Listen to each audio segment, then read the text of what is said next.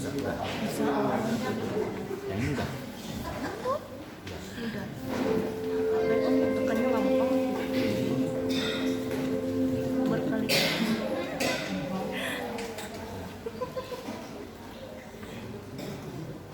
Begini tuh nggak mau di.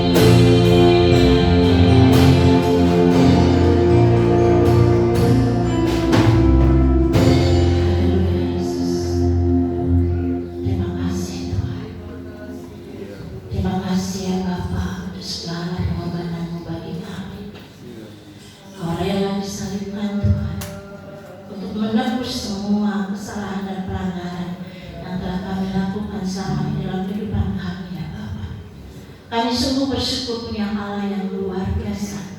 Kami sungguh bersyukur punya Allah yang sangat baik bagi kami Tuhan. Pada saat pagi hari ini ya Bapa, kami akan memulai ibadah kami Tuhan. Terus senantiasa untuk memuji dan memuliakan nama-Mu Bapa. Akan mengurapi hamba-Mu Yesus yang akan melakukan kebenaran firman-Mu Tuhan.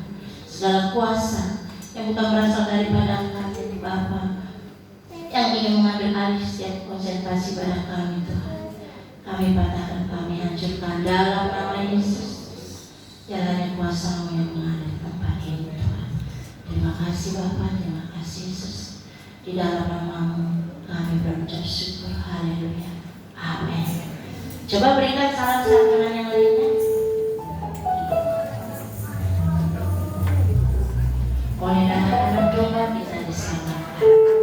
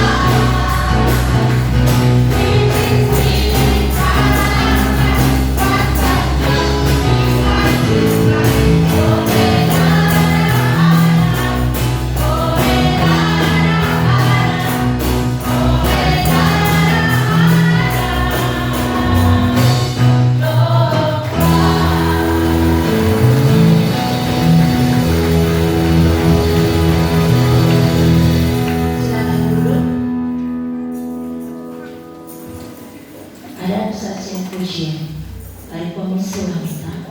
Waktu dan tempat saya persilakan.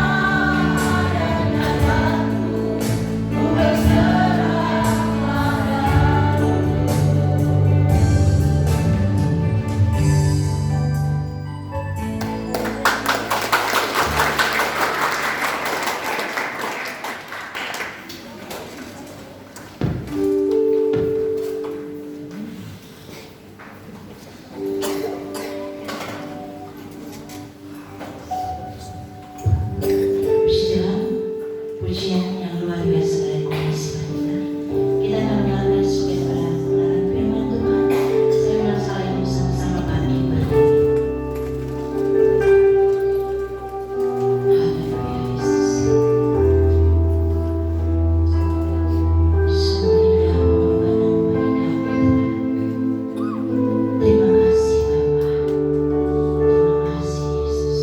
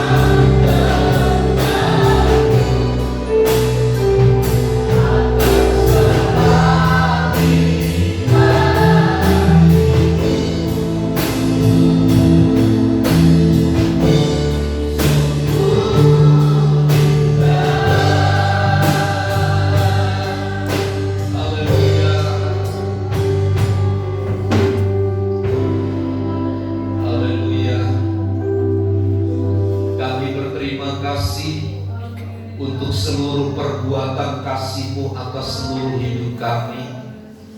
Keberadaan kami hari ini oleh hanya karena anugerah Tuhan. Karenanya patutlah kami bersyukur. Saatnya kami akan mendengar dan menerima berita firman-Mu. Kiranya Roh Kudus memberikan hikmat, memberikan pengertian, mengurapi kami sekalian, sehingga kami bersama-sama bertumbuh baik dalam kasih pengenalan kami kepada Tuhan.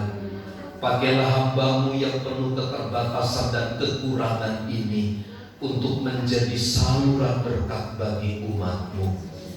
Kami siap diberkati oleh berita firman-Mu di dalam dan demi nama Yesus yang siap bersama katakan amin. Silakan duduk Bapak Ibu saudara sekalian. Shalom. Sekali lagi shalom. Baik, puji Tuhan.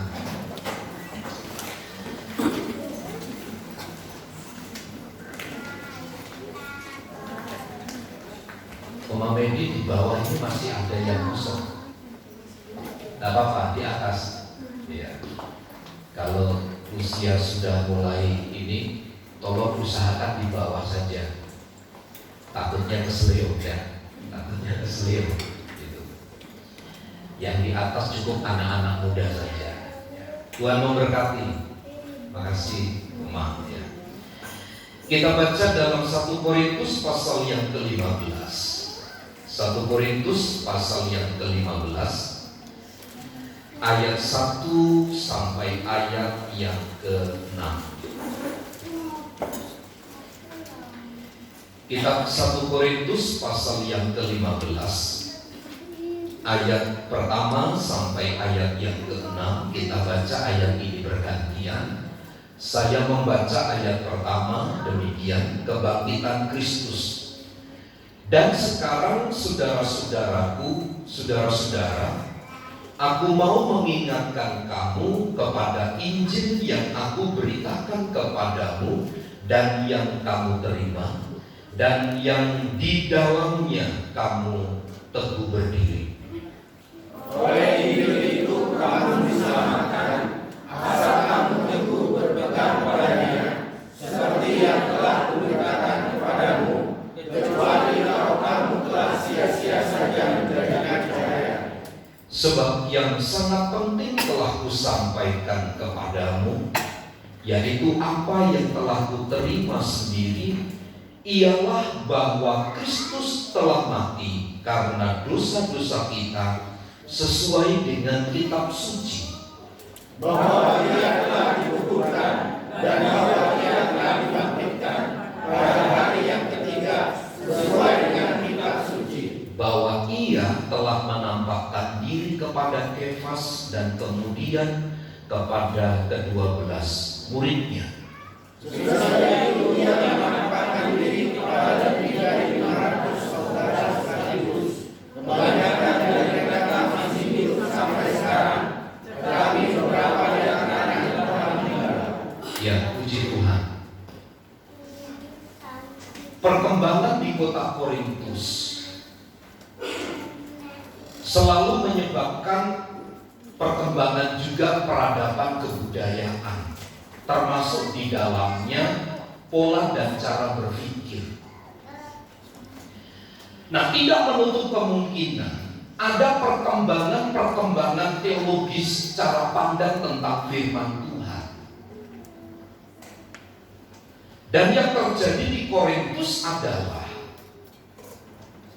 ada satu kebudayaan yang memang tertanam di tengah-tengah mereka, termasuk orang-orang Yahudi. Mereka sama sekali tidak meyakini tentang peristiwa kebangkitan. Tercatat dari ayat 1 sampai ayat 6 1 Korintus pasal 15 itu. Dengan munculnya surat yang disampaikan kepada jemaat Korintus itu, Paulus ingin sampaikan betapa malangnya, betapa sia-sianya, betapa kita bukan orang-orang yang terselamatkan ketika Kristus tidak mati. Sekali lagi saya ingin sampaikan begini, bahwa ada jemaat Korintus yang telah terkontaminasi sedemikian rupa dengan ajaran-ajaran yang berkembang seiring berkembangnya peradaban di kota Korintus. Di Jepang hari ini, itu sebenarnya sudah beberapa dekade ini, ada satu fenomena yang muncul namanya hikikomori. Ini bukan gorengan ya. Hikikomori itu bukan gorengan. Seperti nanti Bapak Ibu setelah ibadah disediakan gorengan, bukan. Tapi hikikomori itu adalah satu budaya. Budaya itu baik perorangan, individu maupun kelompok komunitas. Mereka memiliki satu anggapan bahwa adalah baik, begitu. Mereka tinggal di satu kamar dalam kurun waktu tertentu. Ada yang 1 minggu, ada yang berbulan-bulan, bahkan ada yang bertahun-tahun. Mereka tinggal menyendiri di dalam satu ruangan. Tahukah Bapak Ibu Saudara apa negatif dari kebudayaan seperti ini? Kita belajar dari SD, SMP, SMA bahwa kita ini makhluk sosial. Dengan kata lain, kita tidak bisa hidup seorang diri, tetapi kita harus bersosialisasi. Bukankah peran gereja bersekutu, kemudian melayani, menjadi berkat, menjadi contoh, menjadi tauladan? Kapan saatnya nilai-nilai itu dilihat dan kita bisa mentransferkan nilai-nilai kebenaran? Jika budaya hikikomori itu berkembang ke seluruh dunia. Lalu yang terjadi kemudian adalah mereka memiliki prinsip keselamatan itu masalah individu. Terserah orang lain mau ke neraka, mau hidup di dalam Tuhan atau tidak, saya tidak punya kapasitas, saya tidak punya urusan. Dengan kata lain, komunitas ini mereka lebih kepada sistem individualisme. Bagaimana diri sendiri itu bisa hidup, bagaimana sendiri itu bisa mencapai titik tertinggi, sehingga yang terjadi persaingan itu begitu ketat.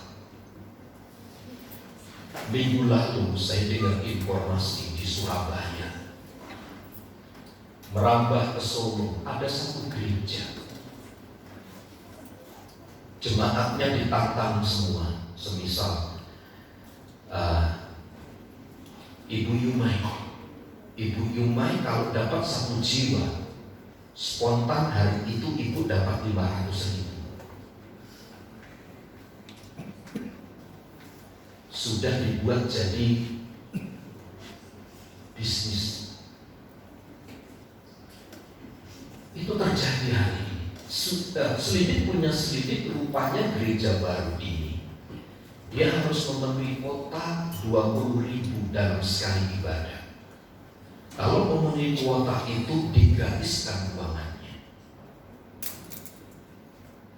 Untuk sesaat memang kelihatannya normal, baik. Tetapi Bapak Ibu Saudara, mereka tidak memikirkan kalau gereja tetangganya mati, bagaimana hamba Tuhan itu mencari jiwa begitu menyusahkan dengan penuh kesulitan. Mereka tidak memperhatikan hal-hal yang demikian. Yang penting adalah bagaimana saya ini. Karena hari-hari ini orang begitu berlomba-lomba. Nah, itu budaya Jepang. Sekali lagi di Korintus, dengan perkembangan peradaban itu terbangun satu sistem bahwa mereka tidak tidak percaya ada peristiwa kebangkitan. Dengan kata lain, bagaimana ada peristiwa kebangkitan kalau tidak ada kematian? Itu sebenarnya yang ingin ditolak. Mereka tidak percaya ada orang mati dibangkitkan. Sulit bagi mereka untuk mengerti. Dan yang kedua, mereka memang tidak memiliki latar belakang yang baik untuk memahami konteks dan teks dari Alkitab Perjanjian Lama. Yang ketiga, mereka tidak pernah punya pengalaman spesifik dengan mata telanjang mereka kalau orang mati itu bisa hidup. Dan ini berkembang begitu luar biasa di kota Korintus. Nah, hadirnya Paulus adalah dalam rangka menetralisir semua ajaran-ajaran yang muncul ini. Sebab menurut saya begini, ketidakmengertian, ketidaktahuan tentang peristiwa kematian itu menjadi satu prinsip dasar yang paling buruk bagi kepercayaan kekristenan. Orang-orang yang demikian, yang tidak kuat pemahamannya tentang peristiwa kematian Yesus, mereka mudah diombang-ambingkan. Ingat beberapa tahun yang lalu pengajaran yang muncul di negara kita, hipergrace. Keselamatan itu tidak perlu melalui Yesus, bisa ditambah dengan perbuatan-perbuatan baik. Nah, perkembangan yang demikian perlu dinetralisir dengan sebuah kebenaran. Karenanya sekali lagi Paulus tampil, karena ia tahu bahwa prinsip dasar pemahaman tentang Yesus Kristus yang mati itu adalah pusat sebenarnya, dasar, fondasi dari keselamatan orang yang percaya. Tidak ada kematian, tidak ada keselamatan bagi orang yang percaya. Dengan kata lain, kematian Kristus itu sesuatu yang fundamentalis sifatnya, yang tidak bisa diubah kebenarannya hanya oleh karena sebuah budaya, hanya oleh karena perkembangan peradaban. Memang Bapak Ibu Saudara, cara pandang berteologi hari ini mengalami perubahan, mengalami perkembangan. Tetapi kita tidak boleh membiarkan hal yang paling mendasar itu terkalahkan, terkontaminasi oleh budaya, oleh perkembangan peradaban.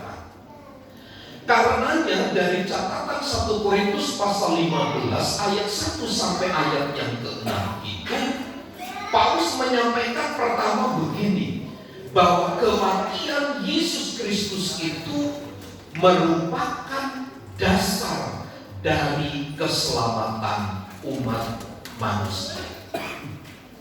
Pernyataan itu muncul, Kristus mati karena dosa-dosa kita. Kalau Kristus tidak mati, sia-sialah keyakinan, kepercayaan kita. Dan kata Paulus, kita adalah orang-orang yang paling malang. Kita menaruh satu pengharapan yang besar akan keselamatan, tapi semuanya sia-sia kalau Yesus tidak mati. Roma katakan dalam pasal yang ketiga, upah dosa adalah maut. Siapa yang bisa melepaskan? Siapa yang bisa memberi garansi? Orang yang berada di dalam lingkaran maut. Kita itu seperti lembu yang dicucuk hidungnya, yang dengan sukarela dituntun untuk masuk ke dalam jurang. Itulah orang-orang yang berdosa. Konsep pasal 3 kitab Roma. bahwa semua manusia itu berdosa dan upah dosa adalah maut. Siapa yang berani bisa melepaskan diri dari kontaminasi hukuman dosa itu selain Dia yang tidak berdosa bisa menggaransi kita orang-orang yang berdosa untuk lepas dari dosa. Seorang yang masuk jurang, Bapak Ibu Saudara, secara tidak sengaja, ketika tidak ada jalan keluar, pasti dia hanya bisa berdiam diri di tempat itu. Dan kalau ada orang yang menolong, semisal dengan menggunakan seutas tali, dilempar ke bawah, maka keselamatan seseorang itu tergantung kepada orang yang di atas dan tali itu. Orang yang di bawah tidak bisa ngatur. Orang yang jatuh itu tidak bisa memilih bagaimana. Semua tergantung kepada orang yang ada di atas. Ibaratnya demikian, orang yang berdosa itu tidak bisa berbuat apa-apa. Dia sudah mendapat garansi hukuman. Dengan perbuatan baik kita, dengan kebaikan hidup kita, tidak bisa menyelesaikan itu. Kecuali ada satu pribadi yang tidak terkontaminasi oleh dosa itu, yang bisa melepaskan kita dari dosa. Sekarang ini ada fenomena, ya. Saya lihat di Amerika itu, ketika mereka sedang prosesi untuk pernikahan di gereja, selalu ada candaan, ada joget. Candaannya adalah begini: laki-laki suruh menghadap ke barat. Nanti tiba-tiba dari belakang muncul seorang laki-laki pakai gaun, gitu, yang berjenggot, yang berewokan, gitu, yang bodinya atletis, gitu, lalu pakai cadar. Nah, dikasih waktu, dikasih Tuhan 1, 2, 3, mempelai pria tengok ke belakang, gitu. Yang muncul bukan calon istrinya, tetapi laki-laki yang tekap, yang atletis, yang berjenggot itu. Lalu tertawa semua. Mungkin sebagian orang tidak bisa menangkap satu pesan itu, tetapi yang dijunjung adalah kemungkinan, menurut saya, istilah jeruk makan jeruk itu bukan hal yang tabu, bukan sesuatu yang dianggap bertolak belakang dengan nilai-nilai, dengan norma-norma kehidupan masyarakat. Sekali lagi saya ingin sampaikan, bukan demikian cara melepaskan diri dari dosa. Tapi harus ada pribadi yang tidak terkontaminasi oleh dosa, yaitu melalui kematian Tuhan Yesus Kristus. Yang kedua dijelaskan oleh Paulus dalam ayat-ayat itu, Yesus mati sebagai korban pengganti karena dosa kita. Saya tidak henti-hentinya memberikan nilai seperti ini tentang Yesus mati sebagai korban pengganti karena dosa kita. Sebab kalau Yesus mati itu untuk dirinya sendiri, itu tidak akan pernah berguna dan itu tidak bernilai. Dan untuk apa? Ia tidak harus mati untuk menyelamatkan dirinya sendiri, tetapi kematiannya adalah sebagai korban, sebagai akibat dari kecintaannya dari manusia yang percaya kepadanya, yang berada di dalam lingkungan dosa itu. Sekali lagi, Yesus mati. Ia menjadi korban bagi dosa-dosa kita.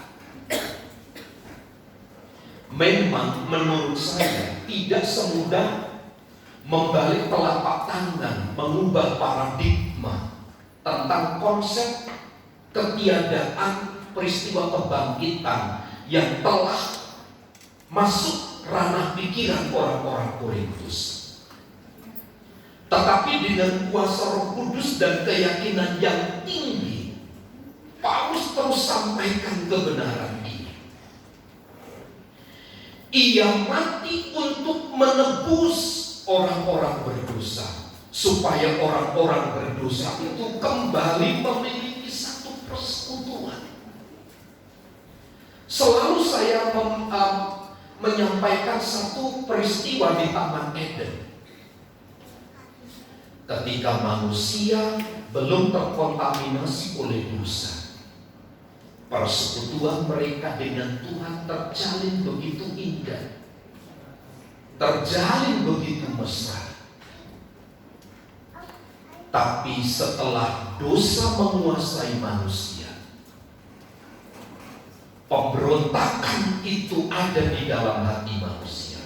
Ketidaktaatan itu pada akhirnya mereka harus diusir dari Taman Eden.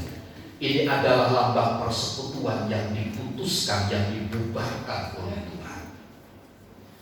Tapi oleh kematian Yesus Kristus di kayu salib, Ia kembali menghubungkan kita sehingga kita punya persekutuan yang baik. Kita bisa berelasi lagi dengan Allah. Nah, Bapak Ibu Saudara, inilah garis besar dari peristiwa di mana Yesus mati di atas kayu salib. Dan untuk meyakinkan orang-orang Korintus itu, Paulus tidak hanya sekedar menyampaikan argumen-argumennya sendiri ketika dia membaca. Tidak berdasarkan argumentasi dirinya sendiri, tetapi berdasarkan teks-teks perjanjian lama. Seperti di dalam Yesaya pasal yang ke-53. Tolong Yolan, Yesaya 53 ayat yang ketiga. Jadi apa yang disampaikan oleh Paulus itu bukan berdasarkan argumentasi dirinya sendiri, tetapi berdasarkan nubuat teks-teks Alkitab perjanjian lama. Ayat yang ketiga, ia dihina dan dihindari orang, seorang yang penuh kesengsaraan dan yang biasa menderita kesakitan. Ia sangat dihina sehingga orang menutup mukanya terhadap dia, dan bagi kita pun dia tidak masuk hitungan. Ini bicara tentang siapa? Konteks perjanjian lama mengarah kepada satu pribadi, yaitu Yesus Kristus. Lihat dalam ayat itu, ia sangat dihina, dan yang lebih tragis lagi, yang biasa menderita kesakitan. Sakit saja kita sudah berteriak-teriak, apalagi biasa menderita. Bukankah Yesus itu dari lahir sampai yang mati berada di dalam kuasa penderitaan? Ia lahirkan di kandang domba yang hina. Kehidupannya menderita, susah, sulit. Inilah yang digambarkan oleh Yesaya tentang kemudian sosok dari Tuhan Yesus dalam perjanjian baru itu. Inilah dasarnya Paulus membicarakan tentang peristiwa kematian Yesus itu. Dan di dalam ayat 7 dijelaskan juga. Ayat 7, dia dianiaya, tetapi dia membiarkan diri ditindas dan tidak membuka mulutnya, seperti anak domba yang dibawa ke pembantaian, seperti induk domba yang keluh di depan orang-orang yang menggunting bulunya. Ia tidak membuka mulutnya. Ketika ia disalib, ketika ia disesah, dianiaya, menderita, apakah ada sepatah kata keluar dari mulutnya menyatakan satu pembelaan? Ada kesempatan baginya untuk membela diri. Ada kesempatan baginya untuk melepaskan dari aniaya itu, karena dia adalah Tuhan. Tapi dia tidak mempergunakan kesempatan itu untuk menghindarkan diri dari rencana Allah. Dia sebagai yang dianiaya itu. Berdasarkan penjelasan kitab Yesaya ini, Paulus mengkonfirmasi betul dia yang mati itu adalah yang menebus dosa-dosa umat manusia. Catatan keempat Injil pun sama, mereka sepakat. Yesus ditangkap di Taman Getsemani. Yesus mengalami 6 pencobaan, 3 kali oleh pemimpin Yahudi, 3 kali oleh orang Roma. Dia dipukul, disesat, disakiti, dicambuk, diejek. 4 Injil juga sepakat Pilatus mencoba berkompromi dengan para pemimpin agama pada waktu itu. Yesus diejek, dihina, Yesus disalibkan. Kemudian pada akhirnya Yesus berseru, "Ya Abba, ya Bapa, ke dalam tangan-Mu kuserahkan nyawaku." Dan setelah itu ia mati. Catatan Lukas pasal yang ke-23. Ayat-ayat ini mengkonfirmasi kepada kita, benar, Yesus yang fisik itu telah mati. Ketika ada cara pandang, ada perkembangan kebudayaan, kemudian berusaha menggerus tentang Yesus tidak mati. Karena ada kepercayaan lain yang mengatakan Yesus itu tidak disalib. Yang disalib itu adalah orang yang menyerupai Yesus. Tapi kepercayaan itu pun tidak menyangkal ada peristiwa kebangkitan. Nah, ini kan salahnya. Menyangkal peristiwa kematian, tetapi meyakini ada peristiwa kebangkitan. Persoalannya, bagaimana mungkin ada kebangkitan tanpa ada kematian?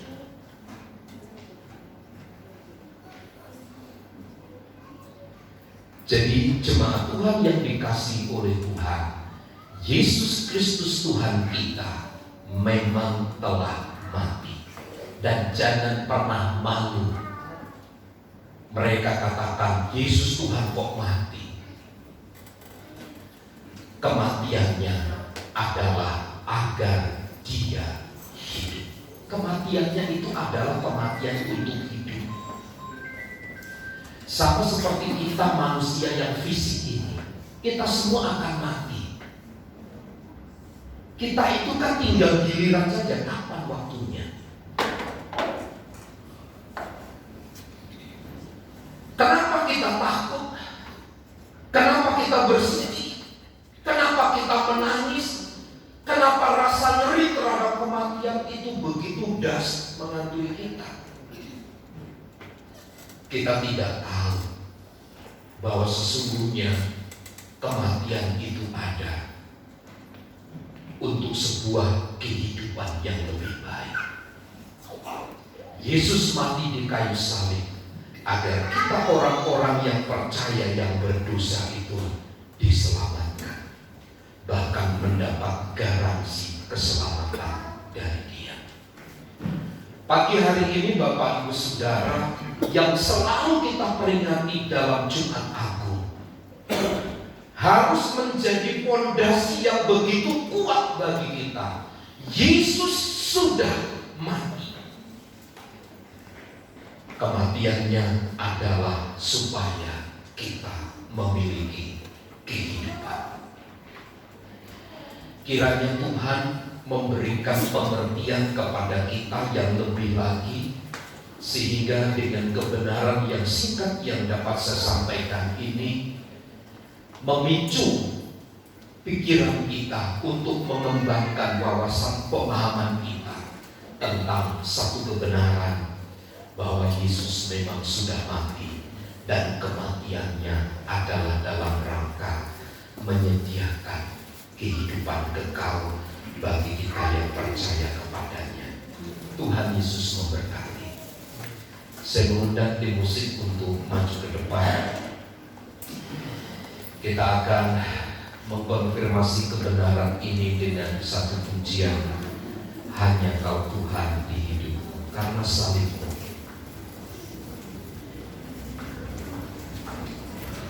Haleluya, terima kasih Yesus.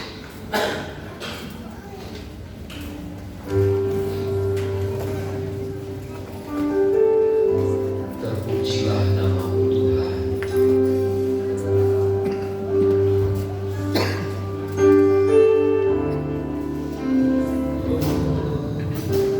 Hanya Kau Tuhan di hidupku. Kau berikan hidup yang baru. Darah-Mu menyucikan, pulihkan hatiku. Kunyatakan Engkaulah segalanya. Engkaulah sumber pengharapan.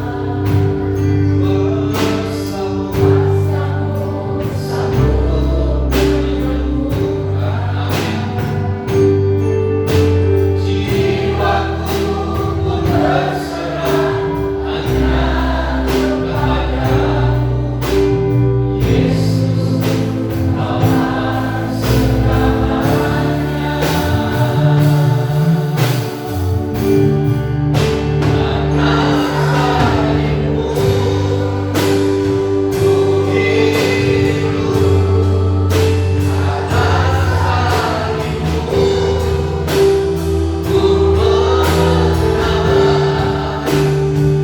Engkau yang berkuasa, sanggup untuk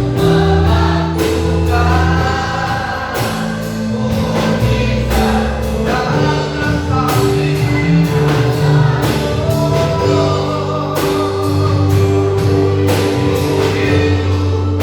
karena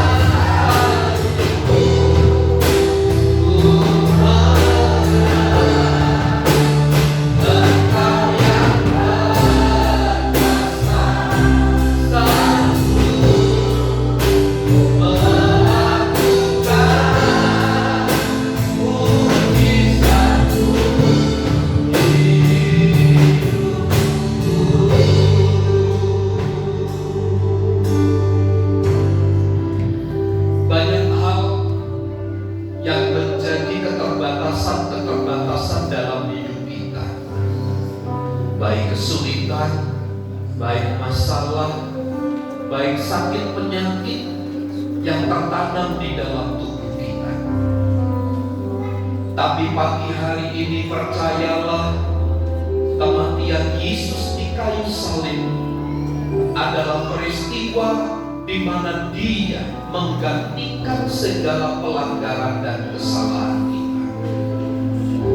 Sehingga nilai dari kesulitan, nilai dari sebuah penyakit begitu rendah di hadapan Allah. Karenanya percayalah, di dalam Yesus selalu ada pertolongan. Dengan kematiannya, Dia selalu bisa memberi kesembuhan dan pertolongan kepada Jangan patah semangat, bergairahlah, sebab Yesus yang kita layani, Yesus yang kita sembah telah mati untuk kita. Haleluya.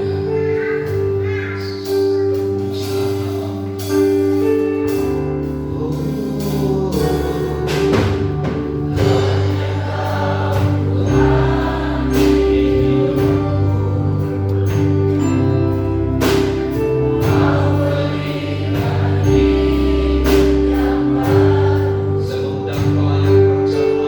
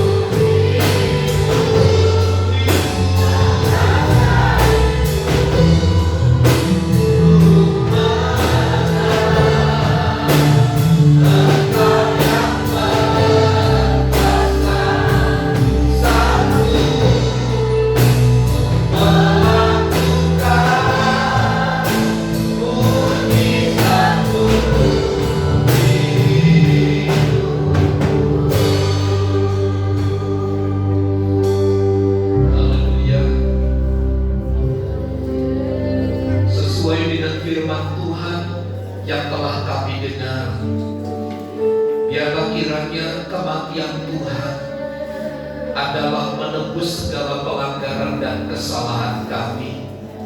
Kematian-Mu di kayu salib adalah dalam rangka menggantikan posisi kami yang seharusnya layak untuk menerima penghukuman, tetapi diambil alih oleh kematian-Mu. Dan hal yang sama pagi hari ini kami mengerti, kami pahami bahwa korban-Mu di atas kayu salib adalah dalam rangka mengubah posisi hidup kami dari berdosa menjadi orang-orang yang benar. Jika sebentar kami akan makan minum tubuh dan darah Tuhan, biarlah perjamuan kudus ini menjadi pengingat akan kami bahwa peristiwa kematian Tuhan adalah peristiwa yang pernah terjadi, yang pernah menjadi sejarah di muka bumi ini. Dan hari ini kami ada di dalam keselamatan. Pakailah pelayan-pelayan-Mu yang sebentar akan menghantar berkat perjamuan kepada jemaat-Mu, dan setiap tangan yang mengambil dengan iman dan percaya bumbui berkat di atasnya. Dan perjamuan ini layak kami terima menjadi satu persekutuan yang indah kembali dengan Tuhan. Kami lakukan perjamuan kudus pagi hari ini di dalam nama Allah Bapa, Putra dan Roh Kudus, yaitu di dalam nama Tuhan Yesus Kristus. Amin. Salibnya teramal mulia. Salibnya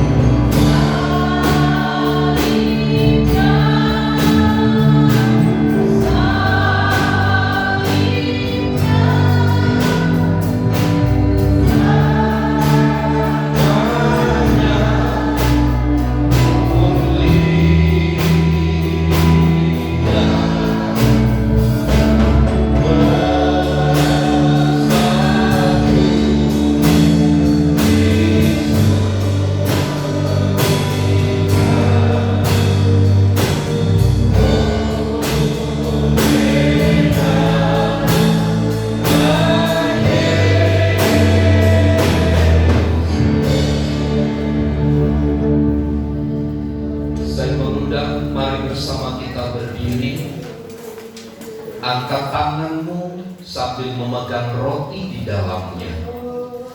Roti yang kita pegang adalah melambangkan tubuh Tuhan. Tubuh yang terpecah-pecah, yang didera, yang dianiaya, adalah tubuh yang diberikan kepada kita menjadi satu makanan yang menghidupkan untuk kekekalan. Kiranya Tuhan menolong dan memberkati kita. Sebab apa yang telah kuteruskan kepadamu telah aku terima dari Tuhan, yaitu bahwa Tuhan Yesus pada malam waktu Ia diserahkan mengambil roti, dan sesudah itu Ia mengucap syukur atasnya. Ia memecah-mecahkannya dan berkata, "Inilah tubuhku yang diserahkan bagi kamu. Perbuatlah ini menjadi peringatan akan aku." Mari kita makan dengan iman dalam nama Yesus. Terpujilah nama-Mu Tuhan. Terima kasih, terima kasih. Terima kasih Bapa. Angkat cawan di tangan kananmu. Cawan yang berisi air anggur adalah melambangkan darah Tuhan, darah yang tidak bercacat celah, yang mengalami aniaya itu. Darah itulah yang mengalir ke dalam tubuh kita, yang menyucikan dan menguduskan kita, sehingga kita kembali memiliki satu persekutuan, memiliki relasi yang baik dengan Bapa, sehingga kita bisa memanggilnya ya Aba, ya Bapa. Demikian juga Ia mengambil cawan sesudah makan lalu berkata, "Cawan ini adalah perjanjian baru yang dimeteraikan oleh darahku. Perbuatlah ini setiap kali kamu meminumnya menjadi peringatan akan aku. Sebab setiap kali kamu makan roti dan minum cawan ini, kamu memberitakan kematian Tuhan sampai Ia datang." Mari kita minum dengan iman dalam nama Yesus. Haleluya. Terima kasih Tuhan. Terima kasih buat pengorbanan-Mu. Kami percaya kematian-Mu menyelamatkan kami. Kami bersyukur Tuhan.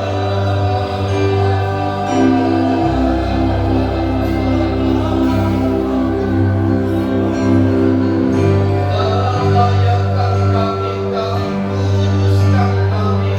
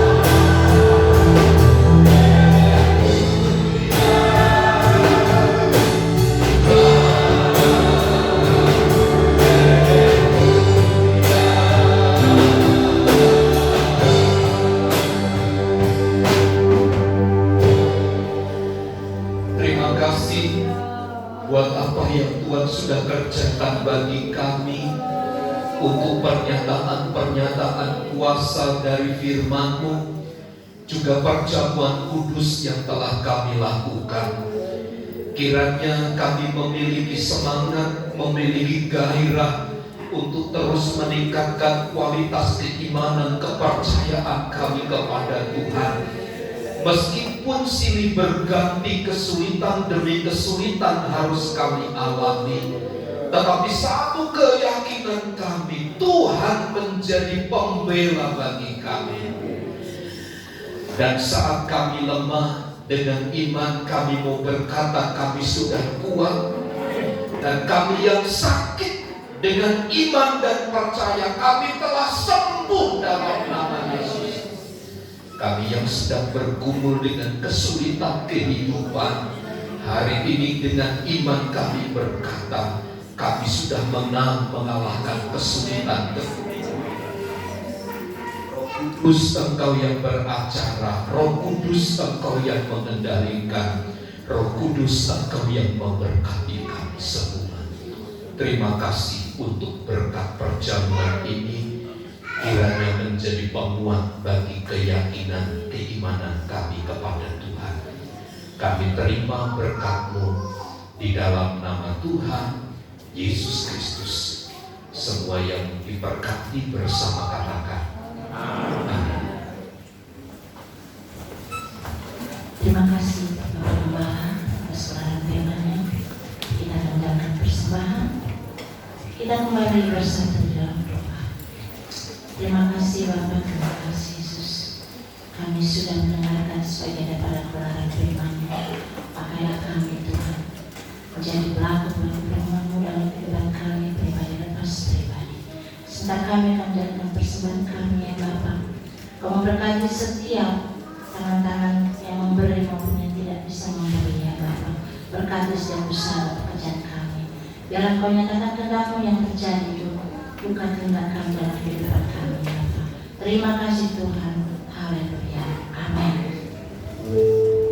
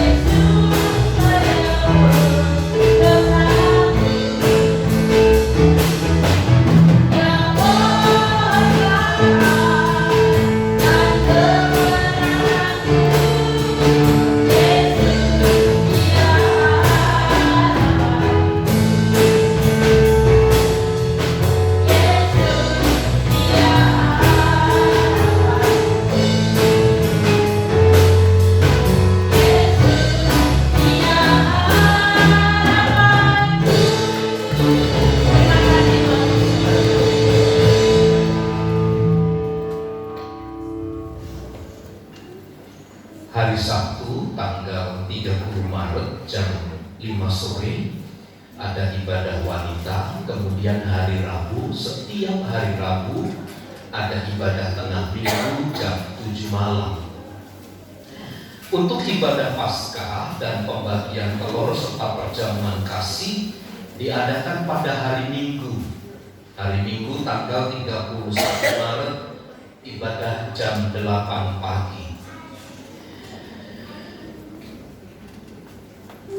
Untuk sudah ada panitianya untuk ke Ragunan. Ya. Direncanakan tanggal 1 Mei seluruh jemaat Tuhan, baik anak muda, dewasa, anak sekolah minggu, kita akan refreshing ya. Kalau Ibu Gembala bilang menjemur uang gitu ya, ke Ragunan. Saudara kita bersama, kita ke Ragunan, kita refreshing sebentar ya. Nanti acaranya ibadah sebentar. Setelah ibadah nanti kita jalan mengelilingi, mengunjungi saudara-saudara kita, kata Bapak Juta ya. Jadi nanti kita persiapkan segala sesuatunya. Saya berharap jangan karena nggak ada uang lalu nggak ikut. Harus ikut semua, harus ikut semua. Saya kira itu beberapa pengumuman yang saya ingin sampaikan dan Tuhan Yesus memberkati. Mari bersama kita berdiri, kita akhiri ibadah kita di dalam doa. Kemuliaan dan hormat hanya bagi Tuhan yang telah memungkinkan kami dapat bersekutu dan beribadah pagi hari ini dengan baik. Adalah satu sukacita tersendiri bagi kami ketika kematian Tuhan disampaikan kepada kami. Sebab inilah kekuatan kami, inilah penghiburan bagi kami yang percaya kepada Tuhan. Limpahkanlah seluruh berkat-Mu kepada seluruh jemaat-jemaat Tuhan, baik dewasa, anak muda dan anak-anak. Tuhan yang terus menyertai kami sekalian. Segala usaha dan pekerjaan yang kami kerjakan dengan tangan kami, dengan takut akan Tuhan, Tuhan melimpahkan segala kemurahan dan berkat-Nya kepada kami. Bahkan setiap rencana-rencana kami Tuhan yang menyertai. Kami berdoa, berkatilah seluruh jemaat Tuhan mereka yang sedang sakit. Engkau pulihkan mereka dengan sempurna. Berdoa buat anak kami Benyamin. Tuhan tolong hamba mohon anugerah-Mu. Sembuhkan anak kami dalam nama Yesus. Berdoa bagi Oma Evelyn, Oma Unggang, Oma Tampinio. Tuhan beri kekuatan kesehatan yang baru bagi mereka dalam nama Yesus. Jemaat Tuhan yang sedang mengandung Ibu Lady, Ibu Irdes, Ibu Ega, Tuhan yang memberkati kandungan mereka sekalian. Memberkati seluruh umat-umat-Mu yang hadir. Berkati pekerjaan Tuhan di tempat ini. Berkati pekerjaan Tuhan dimanapun berada. Gereja-gereja Tuhan yang melaksanakan ibadah, Tuhan yang memberkati. Berkati gereja-Mu di tempat ini. Kerinduan kami untuk mengembang ke kanan dan ke kiri, Tuhan yang menyediakan semua. Kemuliaan dan hormat bagi Tuhan. Di dalam nama Yesus kami berdoa. Mari saudaraku, angkat tanganmu, arahkan pandangan hatimu dan terimalah berkat Tuhan. Tuhan memberkati dan melindungi engkau. Tuhan menyinari engkau dengan wajah-Nya dan memberi engkau kasih karunia. Tuhan menghadapkan wajah-Nya kepadamu dan memberi engkau damai sejahtera. Kiranya kasih karunia Allah Bapa dan kasih Allah serta persekutuan Roh Kudus menyertai kita sekalian saat ini dan sampai selama-lamanya. Kami terima segala berkat Tuhan di dalam nama Tuhan Yesus Kristus. Kita semua yang percaya dan diberkati bersama katakan amin. Bapa, terima kasih.